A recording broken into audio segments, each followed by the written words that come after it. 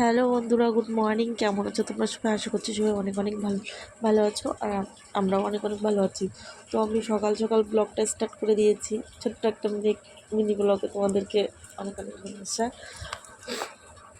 দেখো, আমি সকাল সকাল উঠে পড়েছি। এখন বাজে সকাল 6টা। আমি উঠে এখন আমার টুকিটাকি যেটা কাজ আছে রুমে সেটাই করে নিচ্ছি। যেমন এই দুটো থালা বাসন ধোয়া, টেবিলটা পরিষ্কার করা, ঘরটা মোছা, এটাই আমার ওগুলো কাজ হয়ে গেছে। থালা বাসনটা সবই তো হয়ে গেছে। আমার ক্যামেরা ধরার মানুষ নেই, তো তাই তোমাদেরকে দেখাতে পারিনি।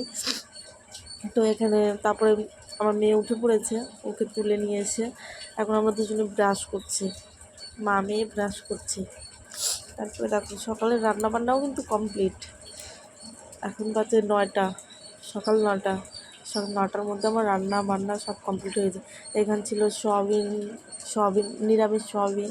আর এখানে ছিল পেঁয়াজু, মানে পেঁয়াজু বড়া, সেটা করেছি। আর এখানে কাঁচা কলা সিদ্ধ বলছি, কাঁচা কলার ভাজি করেছি।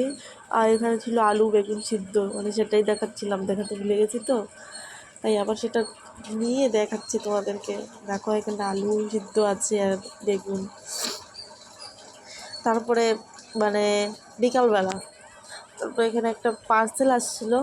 পার্সেল বলতে কি তোমার এই মিষ্টি, মানে আমার মেয়ে অনেক দিন ধরে তোমার শুধু অনলাইনে এই জুসার মেশিনগুলো দেখে আর বলে যে বাবা আমাকে এটা নিয়ে দাও, বাবা আমাকে এটা নিয়ে দাও, মা আমাকে নিয়ে দাও। ও দেখে আর ভাবে কি আমি অর্ডার দিয়ে দিয়েছি, বলে মা আমি অর্ডার দিয়ে দিয়েছি, বাবা আমি অর্ডার দিয়ে দিয়েছি, চলে আসবে।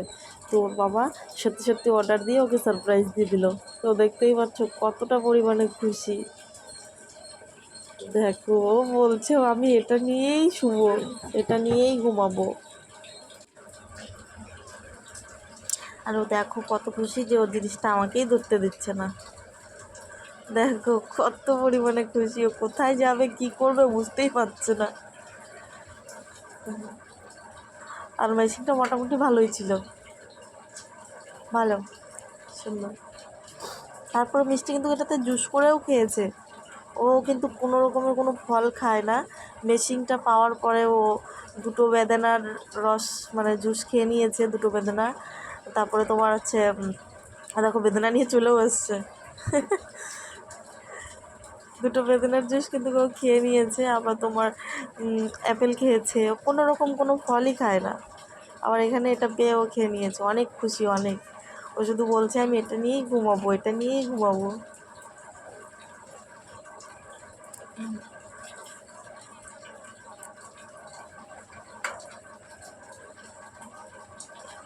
তারপরে সন্ধ্যাবেলা আমরা মানে কিছু মানে ভাজাভুজি করেছিলাম। এখানে মিষ্টির জন্য ছিল তোমার বেগুনি আর আলুর চপ, আর আমাদের জন্য এই যে ডিমের চপ। মিষ্টি তো এটা ঝাল, এটা খেতে পারে না, তাই আলুর চপটা নিয়েছি।